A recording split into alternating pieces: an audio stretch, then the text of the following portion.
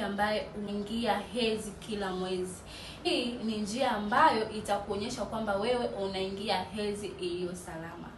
Jambo la kwanza kabisa, unatakiwa uingie hedhi siku 3 hadi siku 7. Yaani isiwe chini ya siku 3. Yaani wewe hedhi yako iwe kuanzia siku 3 hadi siku 7, ila isiendelee siku ya 8. Kama utaingia hedhi nje ya siku ambazo nimezitaja, huenda una changamoto katika mfumo wa hedhi yako. Lakini pia unatakiwa uingie hedhi ambayo haina mabonge.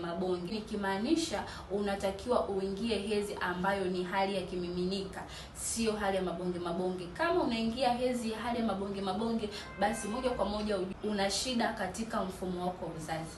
Lakini pia unatakiwa uingie hedhi ambayo ni nyekundu. Ya kama unaingia hedhi ambayo ni tofauti na rangi nyekundu, yani hedhi ambayo haijakosa rangi nyekundu, basi ujue moja kwa moja una changamoto katika mfumo wako wa uzazi.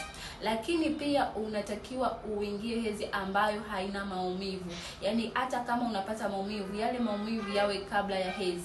Kama unapata maumivu baada ya wewe kuingia hedhi, umeshamaliza hedhi lakini bado unapata maumivu, basi ujue kuna changamoto katika mfumo wako wa uzazi. Hivyo inaweza kukupelekea wewe mwanamke kutoshika ujauzito kwa haraka.